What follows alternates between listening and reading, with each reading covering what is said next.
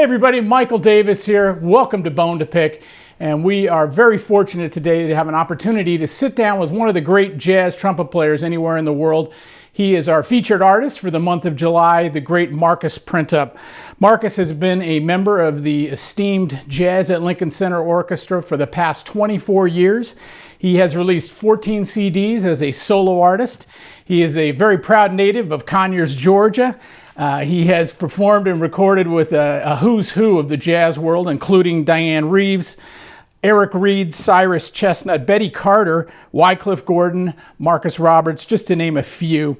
He is in demand worldwide as a guest artist and clinician. He's on the faculty at the New School in New York City. And along with his wife, Riza, they have created RiMarcable Publications and have published their first children's book. And we're going to talk a little bit more about that as the interview goes along. I've been a fan of Marcus's playing for, it seems like, decades now.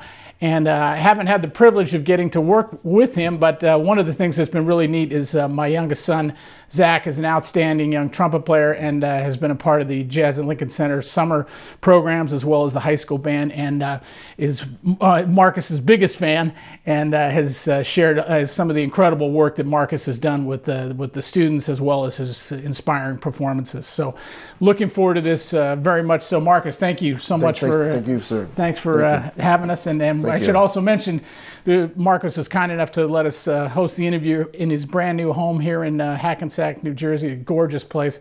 So thank you for letting us into your home. Welcome. Well, let's go way back and talk about your growing up in Conyers, Georgia. Okay. And I know, for those of you who don't know, I just learned this in doing a little bit of research. Conyers is very proud of you because they have declared August 22nd as Marcus Printup Day in Conyers, Georgia. So maybe talk about, I know you came from a musical household and got into jazz in high school. Maybe just take us through some of those memories that you have. Yeah, you know, my mother and father, they raised me in the Baptist church down south in Conyers, Georgia. And, you know, I was very shy as a kid. I'm still kind of shy, depends on the day. But and my mom sang in the choir, beautiful soprano, my favorite singer of all time, my mother.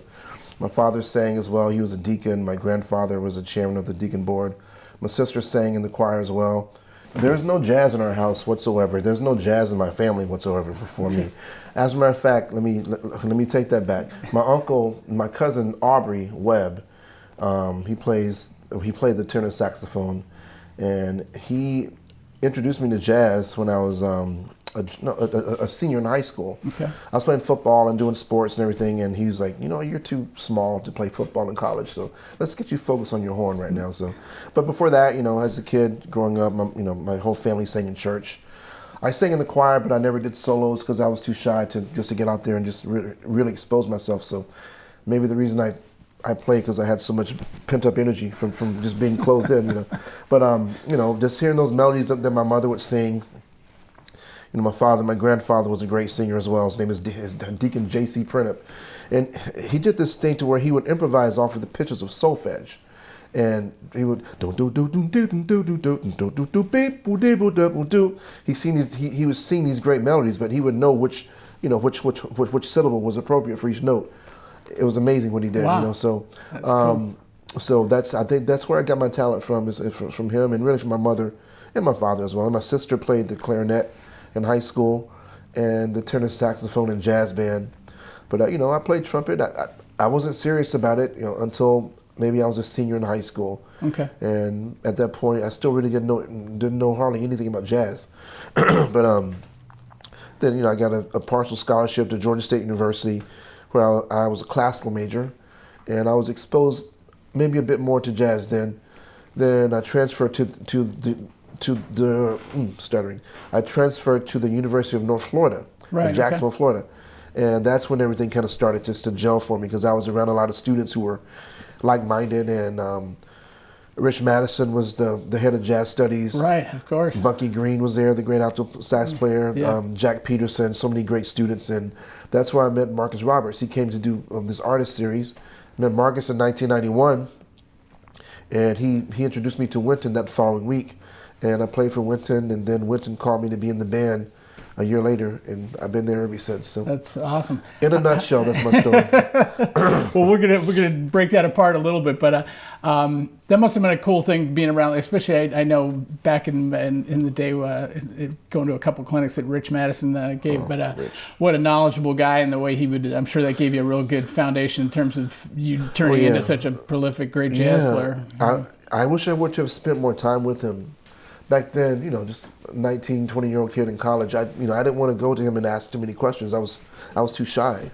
If I were to go back in time, I'd be at his house every day. Hey man, can you show me this? Can you show me that? Sure, yeah. But you know, I didn't have that confidence back then, you know. But you know, just hearing the recordings of him and just remembering how not only how he led the band, but how he led people. He was such a great leader.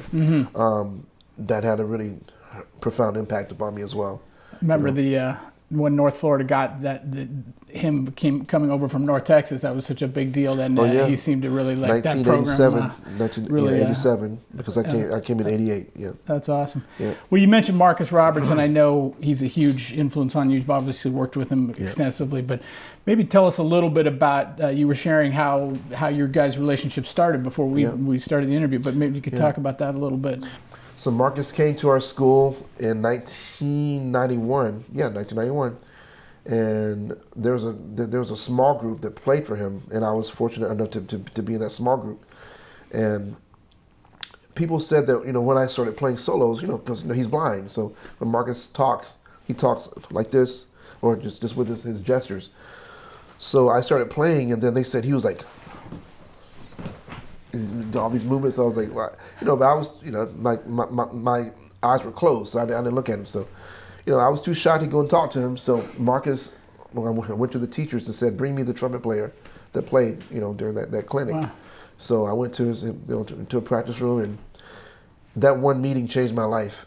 Marcus taught me how to play with more expression. Like, you know, before I met Marcus, I would play a phrase like this.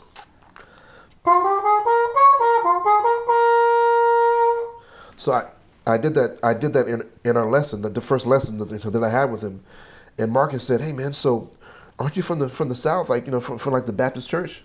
I was like, "Yes, sir." Then he said, "Well, how would your mama sing that note, that phrase?" I said, "Do do do do do do do do do do." He goes, "No, she's singing like this." I was like, wow, she would sing it like that, right? So then he told me to sing it that way, and I was like, do do do do do do do, the same kind of flat stuff, right? He goes, no man, go deep inside of your soul. What did he say? He said, go deeply inside of your soul and feel the notes as opposed to playing the notes. So then I was like, ooh, that's the bend. So do a little vibrato. Then so this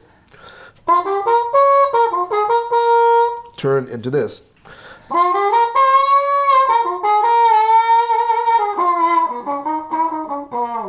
So Marcus Roberts is the cat that taught me how to really play my heart and just to play my soul. That's awesome. So beautiful.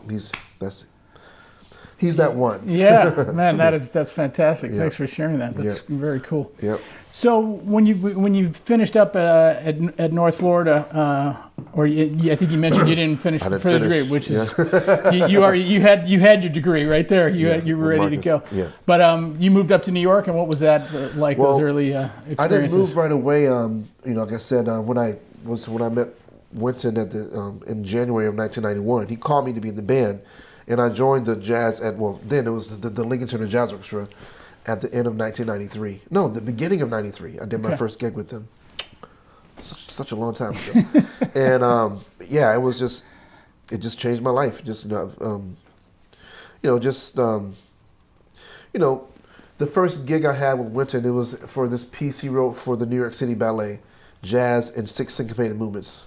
You know, I get to rehearsal and I see Wycliffe Gordon, who I knew from high school, being in Georgia, Wes Anderson, Todd Williams on tenor sax, Herlin Riley, Reginald Veal, Marcus Roberts, of course, and just, you know, sitting beside Wynton, because there are 2 trumpets on that. It was myself and Wynton.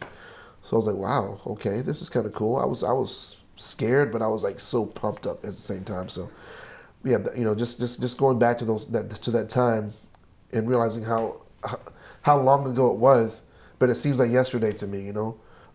That's just where that's where it all started, and I forgot what you asked me. But no, you absolutely answered that, and it kind of leads me perfectly into what I wanted to talk about next, which is, let's talk a little bit about Wynton. I mean, he's such an important and amazing figure in the history of jazz, and what he has created and what all of you guys have created. But when in kind of preparing for this interview, I was looking back on the history of jazz at Lincoln Center.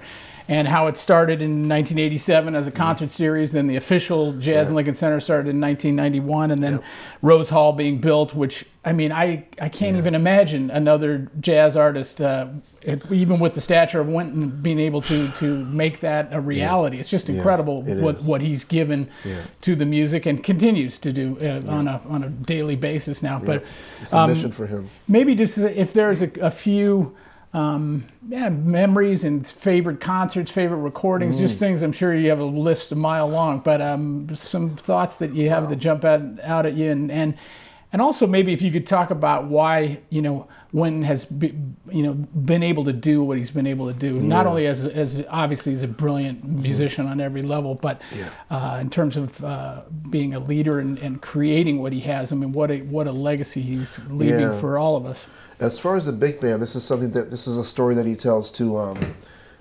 I mean, Wynton, he could be making way more money, and just being like a solo act and going out with his septet or his quartet. But there's a reason why he still has a big band, and I'll tell you. He was talking to Dizzy Gillespie, I think in 1990, maybe. Dizzy died in 1993, I think January 6th. My first trip to New York City, by the way. And I think he had a conversation with Dizzy, and Dizzy said, "Hey man, I had my big band back in the 1950s. I think it lasted like a year or two." He said, "I really wanted to keep that big band. It was so awesome, just to write music, to write parts for everyone, but I couldn't keep it. You are the cat that can keep this going. So whatever you do, please don't let go of this big band.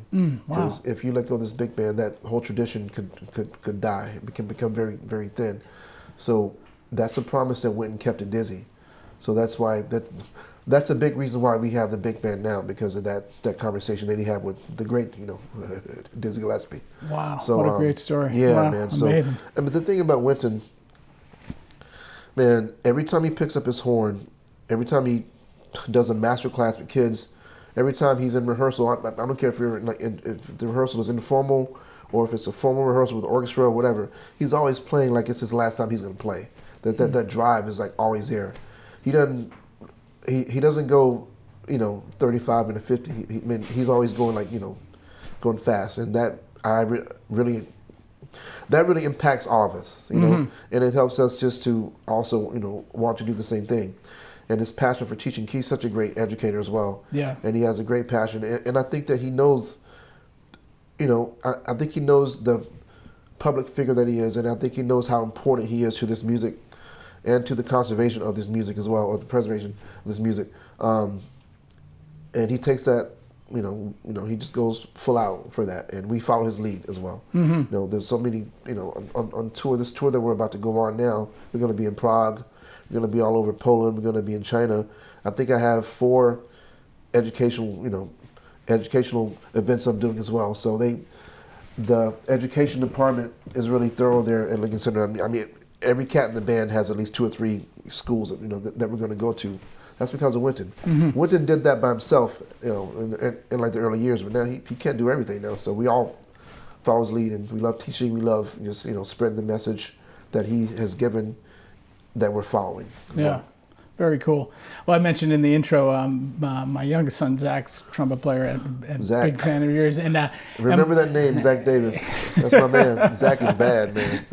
And my oldest son, Cole's a bass player, and both of them, I bring it up because they both got started in the Jazz Lincoln Center middle school program, which I know Wynton has his imprint on all of these things. Not that he's involved.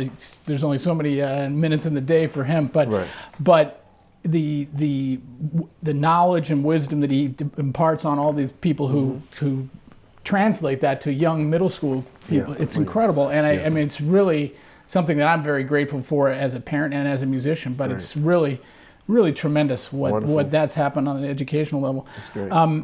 I wanted to ask you this, as now talking about his playing, one of the things that I find really inspiring is that he sits in the section when he's when you guys are in the concert. Yeah, he could easily say, "Oh, I'm going to front the band," and you know, which you did for a few years back in the '90s. He was in the front of the band, but he didn't like being up there. He did, okay. He didn't like that.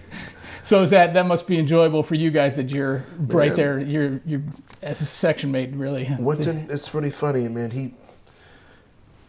He says it's not his band. I mean, and in my eyes, it is his band, and I think in all of our eyes, it is his band. But he wants it to be our band, and he wants to be a part of it. You know, so just being in front of the band, like directing, he's a trumpet player. You know, so playing in the section is what he wants to do, and we love it. It's awesome just to have him back there.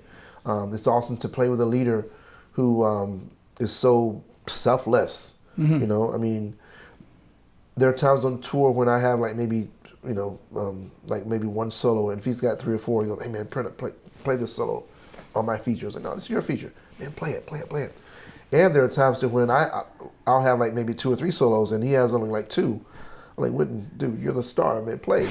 He's like, "No, man, I want them to hear you." It's like, but he's just so. I mean, how many leaders do that? Right. I mean, I don't know of anyone that does that.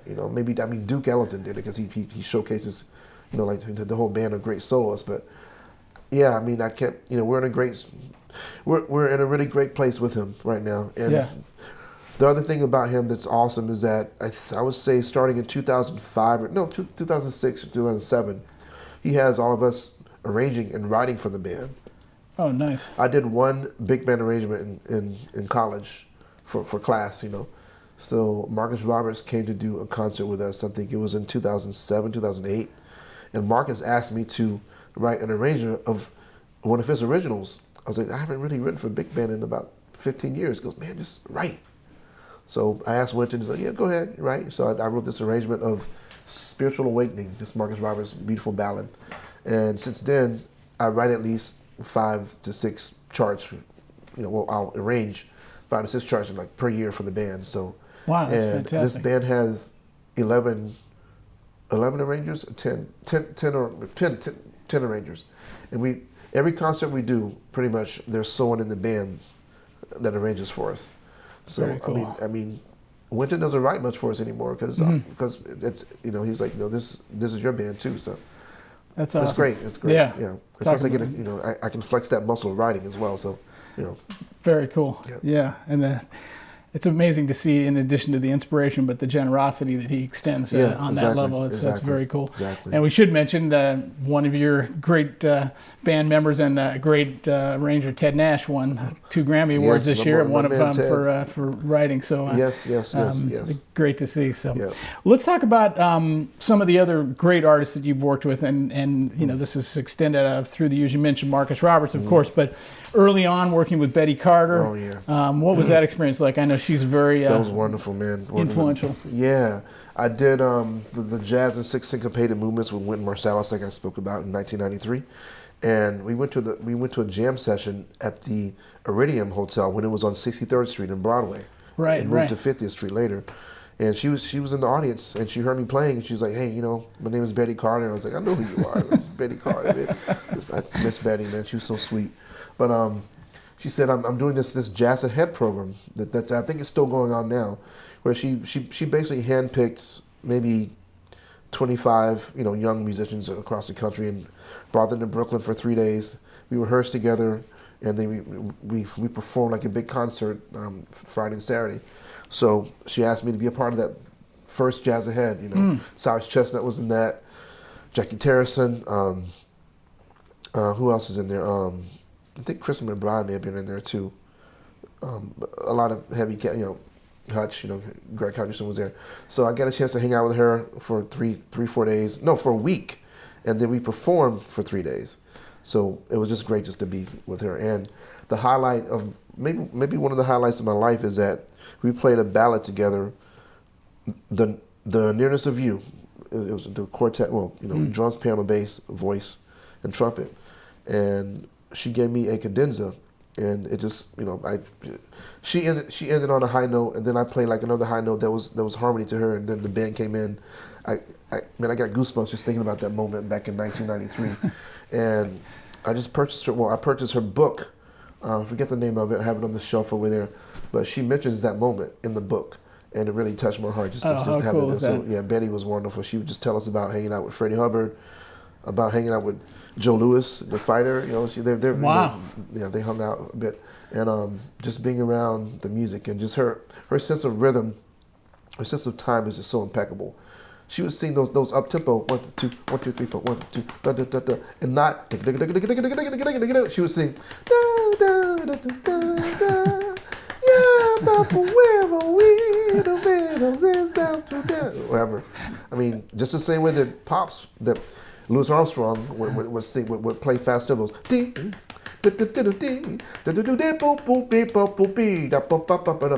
As opposed to, which is cool too, but there's just a way that they heard rhythms. They heard rhythms over that fast time in a slower, or like a half time, or like in like a relaxed time. So that really made me think about that as well. So, but Benny was a genius at that. So That's beautiful. Yeah. That's some great advice for all of us, but in particular, younger players out there. What you just described, that's and demonstrated quite well, I might add. Man, That's beautiful. Thank you. Well, you just mentioned Freddie Hubbard, and I'm sure, I mean, even as a trombone player, I think Freddie Hubbard to me is one of the greatest brass players, jazz players of all time. Yeah. Major influence on all of us. You got to work did a project Hub Songs with the great Tim Higgins, and big fan of that project and that CD. Maybe talk a little bit about that and your relationship with Freddie and how he was involved in that project. That was a dream come true, man. Just to meet a legend like that. I mean, Wynton's he's 6 years older than I am, but Freddie, Freddie's older, and I was like, wow, this is like one of my idols. I'm meeting him. The coolest cat in the world. I mean, he was so nice to me, and I'd call him on the phone. He'd just give me advice about the trumpet, about life, about things to stay away from, which I never had a problem with. But he's like, man, you need to just keep yourself clean. I was like, yes, sir, I will. I'll do that. But as far as playing the trumpet, I mean, no one could compare to what he did. I mean, I don't like comparisons, first and foremost. Sure. But Freddie was Freddie. Yeah. And he was just such a strong character, man. And being in the studio with him, playing his music was a trip. It was awesome, man. I mean, that session, I think it was Javon Jackson was on tenor. Who else was in that band? I think maybe Lewis Nash, Christian McBride. Benny Green was on piano. So a great story about that session is that we had all these great songs. We had Backlash. We had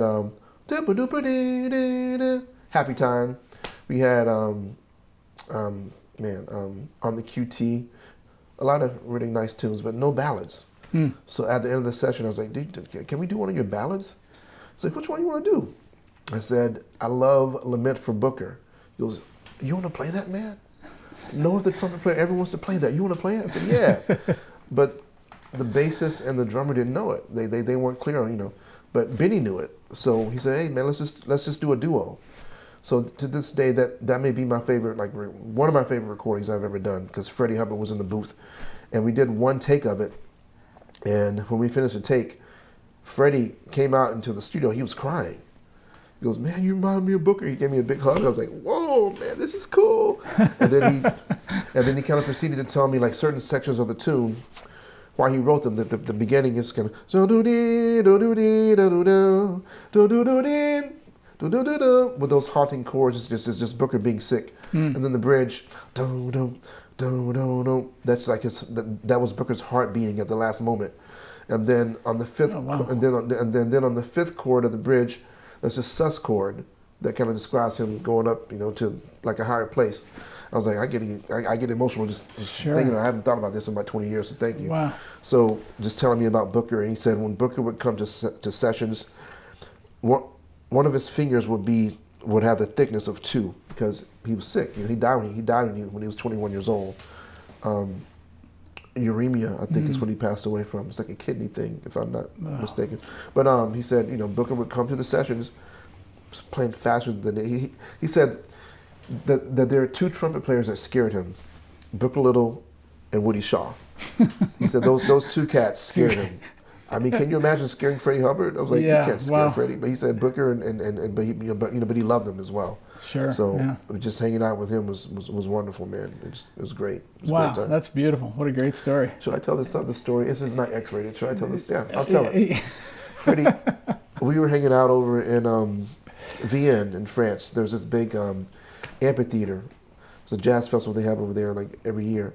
So this is in around like maybe 1999 or no, it was like 98, 99. So all of the young trumpet players, myself, Hargrove was there. I think Jeremy Pelt may have been there, and Nicholas Payton was there. So we're like following Freddie around. Like, we're hanging out with Freddie Hubbard, man. It was so cool, you know. So when Freddie hung out, he would hold court. He talking stuff about everybody. Yeah, man. So no, he ain't playing that, man. No, so we're like just like laughing at him. So he goes, "Hey, man, Marcus, I know Wynton's your boy, man, but you know, he's talking stuff about Wynton. He's like kind of talking down on it. He goes, man, he's playing all that classical stuff, man. You know, he can't play. Yeah. I said, well, you know, he's playing with this small group, you know, across the hall at the jazz club. He is. Let's go check his ass. Did I say ass? Yeah, sure. Let's go check his ass out, man. So we get a table in the back, you know, the band's, you know, in the back, like, you know, getting ready to play. So he's like, yeah, man, just playing all this classical stuff, man. You know, he can play the horn, but he can't play. He ain't got shit. Just talking crap, like really like dogging Wynton really hard. Okay. And I'm laughing. I was like, man, this is his opinion. I love Wynton. So Wynton came out on the bandstand, started playing. Fred's like, yeah, let's check this out, you know. Then Wynton played a solo. Freddie was like, that motherfucker can play. Yeah, okay. I take back all that stuff I said, man. That's a bad MF. Yeah. So the whole concert, he was like, man, did you hear that? Did you hear that? Did you hear what he just did? Yeah, nobody can do that but him. So that was just really great to see that whole transformation of Freddie, you know, like dogging Wynton and then saying, you know what? He's bad. That's very cool. He can play. He can play.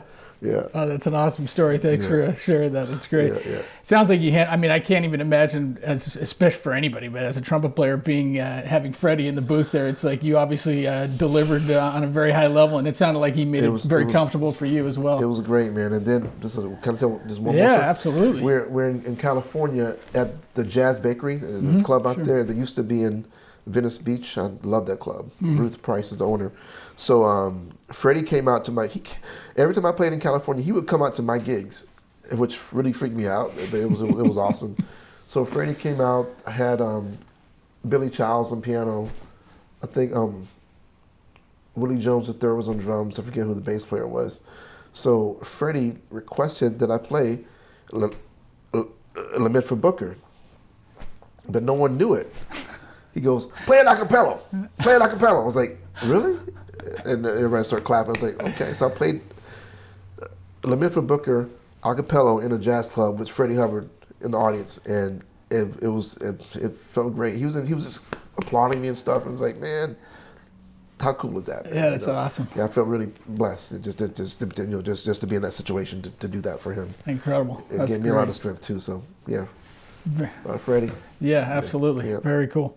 Well, let's talk a little bit more about you've been very prolific as a solo artist. I mean, we were trying to come up with the actual number of CDs you've released. As best we could tell, it's 14. It might be more than that, but maybe talk about how your solo career has developed, where you might be heading future-wise. I know we're going to talk a little bit later about the publishing business, but you as a solo artist, you've made some great records, and everybody should check those out as well. I mean, we always associate with Jazz and Lincoln Center, but as a solo artist, your career stands on its own for that as well. Thank you. But maybe talk about how that's evolved for you over the years, your bands and whatnot. Yeah, the thing about, the gig with Lincoln Center, it's a full-time gig. And I don't really get a chance to do many small group gigs anymore because it takes up so much of our time. It's a great thing to have a job, But I tell people like the few times that I do small group gigs, there's such a big transition from playing big band to small group. Because in the big band, we're blessed to be in a band where everyone can play. Everyone has their own style in the band. So we play maybe 1-2 solos, if we're lucky, per night. So just to flex that muscle of improvisation, you know, you really got to go, you know, go home to the piano, practice the chords, and just kind of keep it together. So I don't do that as much as I'd like to do it. But I do manage to do like maybe one CD every year or every other year, you know, just to keep my chops in shape doing that. But I haven't really pushed my solo career much at all. Since I've been for 24 years, you know. Sure. But I'm glad that I get the chance to play on, you know, right now I'm recording for Steeplechase Records. The first ones were on Blue Note, and I did a few for Nagelheier from Germany. But but I want to do more of that because there's just something about playing and just being free. And you know, it's great to be a part of a big band because you have that sense of community and camaraderie with your brothers and sisters, you know, on the stage. But just being able to be free and play a solo was like, wow, this is me, you know, I'm speaking. So I would like to do more of that, you know, but I've been fortunate to put these records out and to be a sideman on other people's recordings as well. Sure. So, and I want, again, to do more of that. Yeah. Well, we want you to do more of it, so keep it coming. That's awesome. Thank you.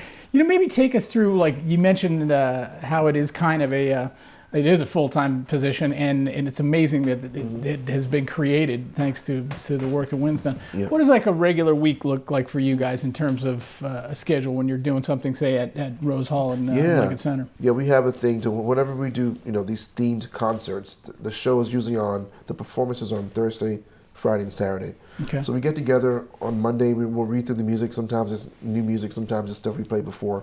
But we rehearse from 10:30 to 5:30 with a lunch break, Monday, Tuesday, and Wednesday.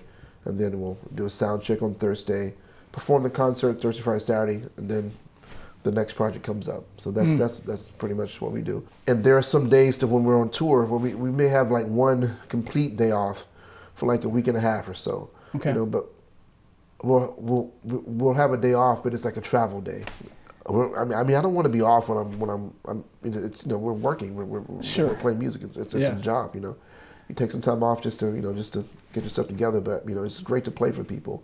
And you know, the times when we're not playing, or we're going in the schools and teaching, or if there's a kid who comes up to us, you know, the night of the concert, hey, Mr. Printup, you can have a lesson. Sure, we'll bring him to the room and have a lesson. You know, so that's our mission, that's our duty, and it's awesome to be in that position. You know. Yeah, that's awesome. When I was in college, and Clark Terry came to the University of North Florida. And this is after Marcus Roberts, and I kind of had more confidence then. So I was like, hey, Mr. Terry, is it possible that I can have a lesson? He said, yeah, come to my hotel room, blah, blah, blah, 10 o'clock in the morning. So I got to his hotel room at 10 o'clock in the morning, knocked on the door. He answered the door with his boxer shorts, eating some fried chicken. Hey, come on in, man. I was like, oh man, okay. So he gave me like a 2-hour lesson. He taught me how to growl, which I teach kids how to growl. You know, growling is when you do this in your horn and make a dirty sound, like.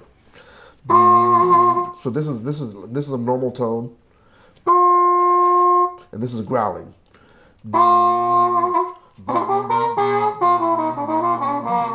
So he taught me how to growl, and he taught me how to play the plungy mute, and he taught me what Cootie Williams taught him about the plungy mute. So I'm like, this is coming straight from Cootie Williams, you know, which came from Bubba Marley, because Bubba taught Cootie how to play. So I'm like, I'm really fortunate to be in this situation. So, so awesome. I kind of went off against him. No, it's great. And what a great experience. I mean, Clark was, of course, in addition to being one of the all-time greats, he was a great inspiration and educator. Amazing jazz educator, really one of the forefathers, really. I learned so much from just watching him teach. You know, I mean, many people teach and they talk about theory, which is really important as well. But Clark Terry, he didn't talk about theory. He just told stories, and just being around his presence, which is so dynamic, man. And so I'm 50 now, so I have a lot of stories to tell. So I'm going to start doing more of that too, but also talking about the music. But yeah, I mean, you know, those stories he told me about Duke, about Dizzy. I can't say many of those stories here on film, but there are some great stories, man. It's just that's the life of a musician, and Clark was the best. Yeah. You know?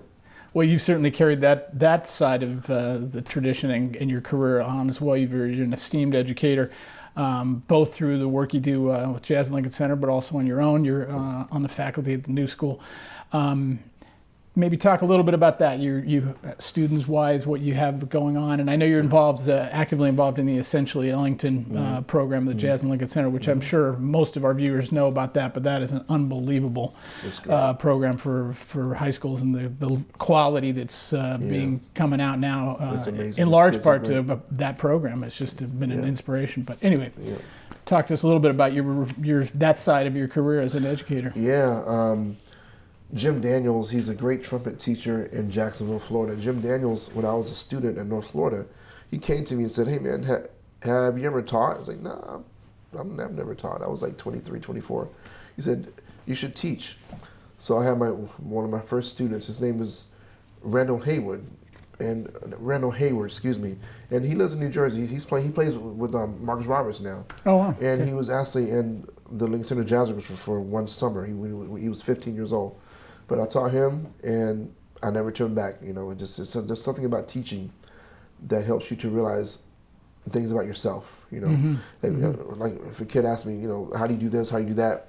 I've got to go deep inside of myself and figure out how do I do that, and then I'll teach him or her how to do it. But then I'll go back to my practice room. You know what? I should work on this too. I mean, you know, it happens. There's so much you can learn from students. And just apply it to yourself and give, which is the most important thing. But I love teaching. It's a part of my DNA now. I love doing it. And there's always, I mean, I'm really hard on myself as a teacher. Like if I teach a student and I feel like they're not getting it, I'm in a bad mood because I really want to make sure that I, you know, give them something. So sometimes I had to chill that out. That's kind of selfish. Actually, I just want to make sure I give to them. But yeah, I love teaching. You clearly have a gift for it and a passion for it. I know, as I mentioned earlier, I know Zach, he's been fortunate to take a lot of lessons from a variety of great people, and he said you are the top of the list. He's great, man. I mean, he inspires me to play. I mean, for his son, Zach, I think we did a camp last summer. Like the last week of lessons, like, you know what? Let's just play together. Let's just play. I mean, he inspired me when he plays, man, and I want to try to do the same for him. He's a great musician, man. Well, thank you. Well, you certainly nice job, do. Sir. Nice job. Thank you. Hey, tell us a little bit about your trumpet, because we were both Kent and myself were interested in a beautiful looking instrument. Yeah, this is a horn designed by Tomomi Kato. He's a Japanese brother that lives in Luxembourg. It's called Brass Sound Creation. You can Google it's BSC. Trumpets, and it's a gold plate with a matted brushed finish, and I dig it. It's you know, kind of heavy but not too heavy, and it's got the weighted valve bottoms here, and it feels good. I like it.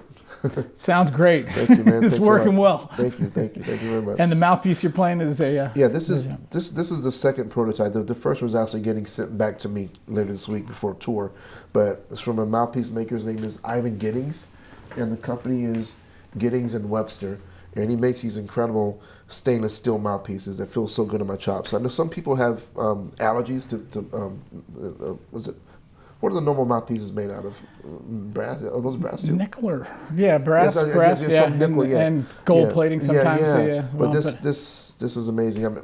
I know a few cats who actually have those allergies. When they play these, they don't have them anymore because it's stainless steel. And so it feels great. So I'm digging it. Yeah, I just got to practice now. Very cool. Well, I'd love to talk a little bit now about your work now as an entrepreneur and the work you're doing with your wife. And we've got this your first publication here, which I think is fantastic. Thank you. Theodore and Hazel. Tell us a little bit about the company. Tell us a little bit about the book and where you guys are going with that. Sure. Well, the company is called RiMarcable Publications, RiMarcable Publications, because my wife's name is Riza, R-I-Z-A, and I'm Marcus, so RiMarcable. Cool, right? Clever, I like it. That's her creation. Good marketing. This is pretty much all of her creation, but this is called Theodore and Hazel and the Bird, and it's basically about a trumpet player who kind of looks like me, and it's about the girl Hazel is a harpist, and my wife is a great jazz and classical harpist.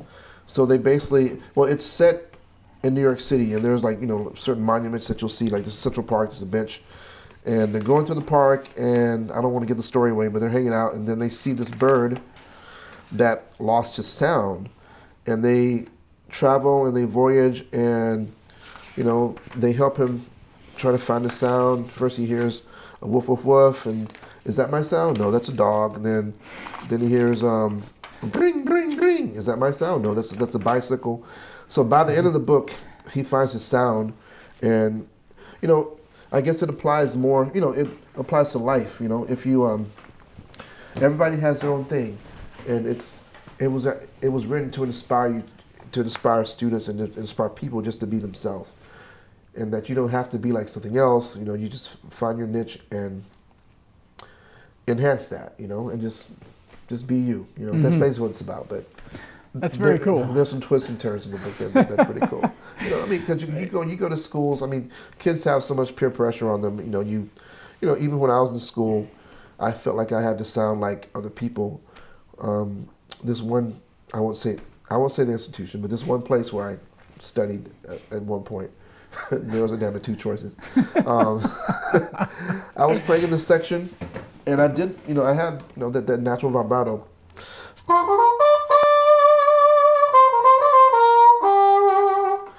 And the lead player said, "Hey man, can you not do that vibrato?" And I listened because I'm a good team player, but I realized that everything in the section was just straight.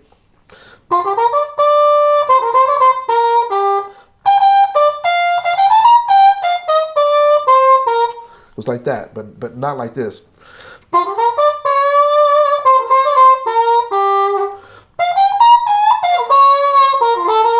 Which I prefer. That. Well, one of the things I find impressive too is like here you are, you're one of the preeminent jazz trumpet players in the world. You're playing in arguably the best big band anywhere in the world, and you're finding ways to express yourself and as an entrepreneur, as a musician. And I think that's really a valuable piece of advice for all of us, especially for younger folks now, where it's, we all know things are getting tighter and it's harder. But by the same token, if you're willing to think a little bit wider and a little outside the box, so to speak, you can create things that are very cool and not necessarily just playing. Exactly, man. Exactly. And that's the thing that Jim Daniels told me, to go teach. I tell students in high school, you know what? Do you teach lessons? Well, no, I'm in high school. You teach someone in 6th grade. Teach them how to hold the horn. Teach them how to breathe. Teach them, just there's so much that you can teach. And again, when you start to realize the process that you do, and you carry it to like the next generation, you learn even more. So I take lessons today. I took a lesson from Mark Gould, the great classical trumpet player a few years ago. He changed my life about tongue position. I talk to Wynton about stuff all the time, about his tone, I'm going to be a student forever because I want to get better, it feels good to get better, Yeah, absolutely. Well, Marcus, I can't thank you enough for taking time. I know you're headed to Europe the end of the week, and we really, really appreciate it. Thank you. And my voice is not quite right, so hopefully you can understand what I'm saying. It's very dry. You've given us so much great stuff to go with today. If you had one thing to kind of pare it down, and you had a young person who came to you and said, "Hey, I want to be the next Marcus Printup," you've already told us a bunch of stuff, but one last chance to extend any other piece of advice you might have. I would say first and foremost, thank you for wanting to be Marcus Printup, but be you. I'm Marcus Printup, and that's something Wynton Marsalis told me before. There was a time when I wanted to try to play kind of like him, and he said, "Hey man, be you. Find your own way, find your own voice." And it takes a lot of soul searching just to find your own voice. Maybe some people think that they're not good enough, but you're good enough. But just be you. Just focus on being you, and also know if you can take anything from me, know that as a musician you have the power to heal people, the power to touch people. When I go on stage, I realize these people pay money to hear us play. So maybe there's a note I can play in the ensemble or during a solo that's going to really touch someone. Because I've seen many concerts where I see this cat standing up and playing. It's like, wow, that was deep. So I want to bring the audience into how I feel about music and how I feel about life. Because Charlie Parker said, there's a quote, he said, "Jazz is your own thoughts and your own wisdoms. If you don't live it, it won't come out of your horn." So everything I live comes out of my horn. You know, my father passed away 4 years ago.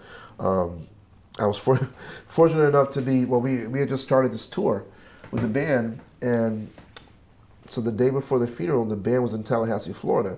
But they finished a gig and they drove up to Conyers, Georgia, which is 7 hours. They were all there for my father's funeral. So I played, and it was just so heartwarming. We did like a second line parade, you know, from the church to the grave. It was like, wow.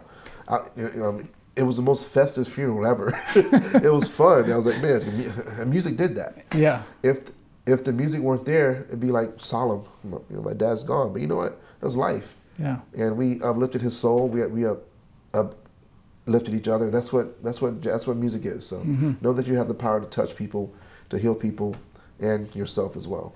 That's it. Awesome words. Cool. Marcus, thank you so much. Thank you, sir, man. Keep an eye out for his upcoming projects with Jazz Lincoln Center as a solo artist, RiMarcable Publications. A very inspiring gentleman. Thank you so much. And we will see all of you next time on Bone2Pick. You get that?